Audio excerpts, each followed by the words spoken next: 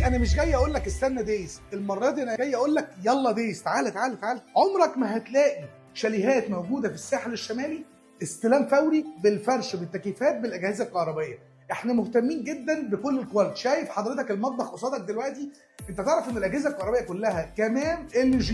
زي ما انت حضرتك شايف، عمرك ما هتلاقي مشروع بالجمال ده، لسان جوه الميه، شاليهات استوديو وغرفه وغرفتين وثلاث غرف بالفيو اللي حضرتك شايفه ده، بالتشطيبات بالفرش بالتكييفات.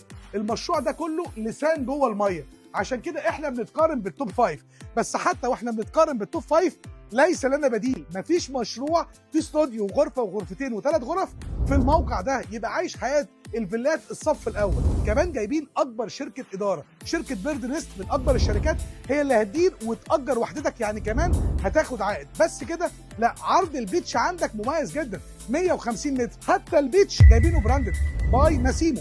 ماسيمو من اقوى البيتشات اللي موجوده في مصر، وتعاقدنا كمان مع شركه وي اللي هي من اكبر الشركات الاتصالات اللي موجوده في مصر. شركه وي عامله ابلكيشن لكل العملاء عشان تاخد كل السيرفيس اللي انت محتاجها. بس كده بقول لك في 3 حمامات سباحه انفينيتي بول موجودين، وفي كلاب هاوس. كريم انت بتتكلم كتير ليه بسرعه؟ اقول لك من كتر ما الحاجه حلوه الواحد بيبقى سريع عشان عايز يقول المعلومات بسرعه. عايز اقول لك كمان ان السعر بيبدا الاستوديو من 10 مليون ل 13 مليون. طب والغرفه 15 لحد 18 مليون. طب الغرفتين من 20 لحد 22 او 23 مليون. هتدفع 10% وسنتين، 15 وثلاث سنين، 20% واربع سنين، 30% وخمس سنين. طب انت محتاج مني ايه يا كريم دلوقتي؟ انا محتاج منك تحول 100,000 جنيه رغبه شراء لحد ما يجي ميعاد التسكين. انت هتكون موجود في اميز مشروع موجود في الساحل الشمالي.